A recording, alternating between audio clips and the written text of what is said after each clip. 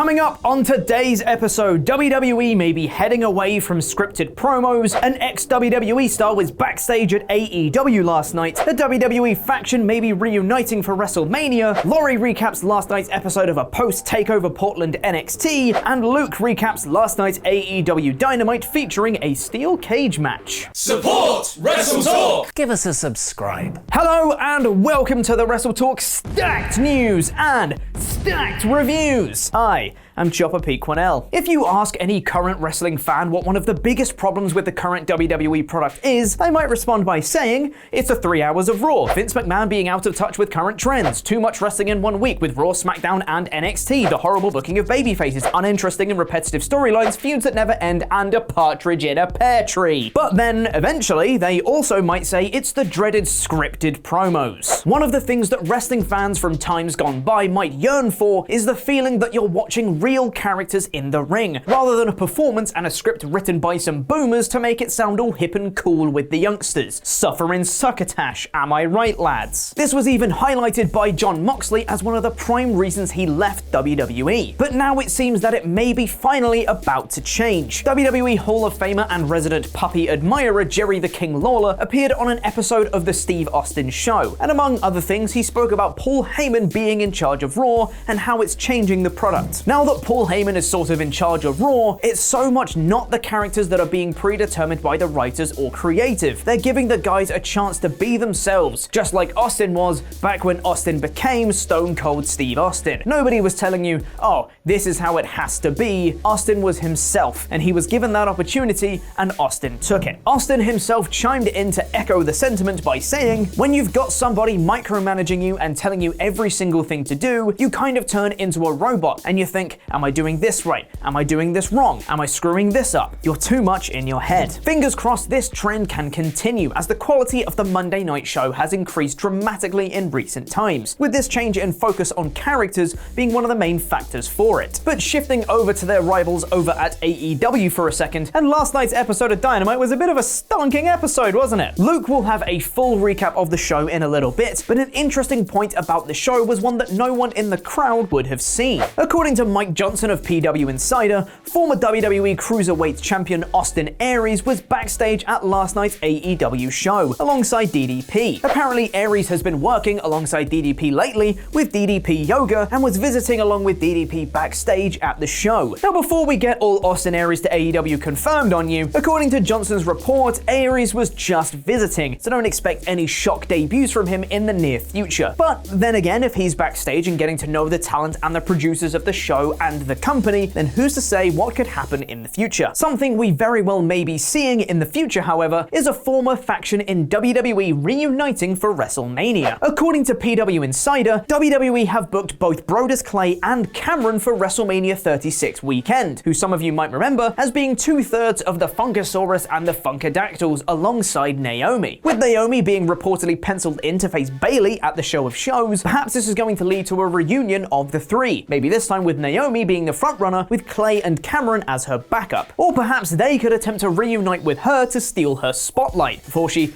pies them off and stands tall with the SmackDown Women's Championship after defeating Bayley. Feel the glow and all that. Either way, it'll be interesting to see the Funkasaurus back on our screens, unless they have just been booked for a WrestleMania Access show, which is entirely possible. And now over to Laurie for the NXT recap. Hot tag. It's the post-takeover NXT, which means all of the matches you didn't get to see on that particular card. We've got Devlin versus Rush, Strong versus Dream, and Chelsea Green versus Caden Carter. Who asked for this again? So the show kicks off with the arrival of the Undisputed Era, who are looking a little light around the waist, shall we say, following TakeOver Portland. But Adam Cole is still carrying his gold, baby, and he says he's the greatest champion who ever did live, and someone so obsessed like Ciampa could never have ever defeated the Era. Strong then talks up his match with Dream, but is cut off as the experience goes oral. Oral. A-U. Like in your ears, oral. Velveteen's disembodied voice tells him to leave the boys at home for their match and just make time for the two of them and Marina. After that, Lio Rush challenged Jordan Devlin for the NXT Cruiserweight Championship for your weekly dose of black and gold flippy shit. It was, as ever, an awesome cruiserweight match, though I never really bought into the idea of Rush winning, maybe because of that looming spectre of NXT UK TakeOver Dublin, where it completely applies to Jordan Devlin. To be fair, I'll happily watch Jordan Devlin headbutt his way to victory until then. We then saw Dakota Kai and her much taller clone Reina Gonzalez cementing their friendship backstage, but an unasked for Big Willie Riggs interrupted to dick on proceedings and tell Kai that she has a steel cage match with Tegan Nox in 2 weeks' time. The feud continues. We then saw the last ride of the Angel Kathy Kelly, who was interviewing Rhea Ripley, who wasn't really into it, but who also said that Charlotte cheap-shotted her, sure, but ultimately she got what she wanted, a match at Tortuga 36. Austin Aries is then scheduled for a match, but Daddy's home, and I think he lost some money on the races because he is pissed. Ciampa grabs a mic to go off on one about Gargano. Theory tries to sort of yank it back and he gets donked on the head. He then tries the same thing again, expecting different results, and meets the very definition of insanity, which is Ciampa, who knees his head off and chucks him about at ringside for absolutely flipping ages. They've got a match next week. Where's Johnny in all this, you might ask? Who gives a shit? Finn Balor then cuts a promo saying he's now proven he's the best there ever was in NXT, but we'll hear more from him next week. Long-tenured tag team Joaquin Wilde and Raul Mendoza, who absolutely have not just been thrown together because they both didn't have anything to do and they needed somebody to lose to the Grizzled Young Vets, come out and get mauled by the Grizzled Young Vets, who I think could be being groomed for a big takeover showdown with the Broserweights. Think about it. There's history there. Gibson and Dunn, they've got history. Dusty Classic, that is history. Post-match, Gibson calls everyone neckbeards while mocking the Star-Spangled Banner. All the shoes across America came off at that exact moment. Shoes off. If you hate Gibson, shoes off. This is going to be a pain in the ass to put back on.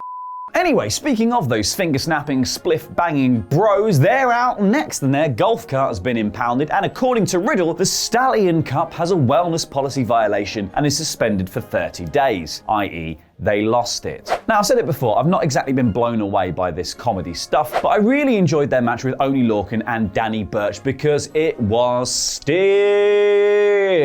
Stiff, Matt. Stiff. Not spliff, stiff. The Broserweights won fairly handily, but it was lovely to see the Tough Nut team return to NXT. Also returning to NXT was Kona Reeves, who makes the very silly mistake of attempting to interrupt Keith Lee, earning himself a pounce for his troubles. Keith then says, "Ring the bell," hits the jackhammer and gets another win under his belt. Dominik Dijakovic then arrives to interrupt to say he had Keith beat at Portland, but his back gave out on a top rope Spanish fly, and that is why I lost the match. Lee says, no ifs, ands, or buts, because the fact is, I won, but if Dijak can talk everyone into it, he says he's happy to fight forever. Robert Stone brand relaunch sees Chelsea Green and Caden Carter go at it, but that match is interrupted by Bianca Belair doing a Kanye. I'ma let you finish. Beyonce's video is the best of all time, but I also want Charlotte, whether it's here, there, or anywhere, I'ma whoop that ass. Back in the match though, Stone trips up Carter, letting Green hit an unprettier for the victory. I don't exactly know what's going on with this brand thing, or why everyone is interrupting everyone. It's a bit of a weird show this week. For the main course, we've got Roderick Strong versus Velveteen Dream in a match that was actually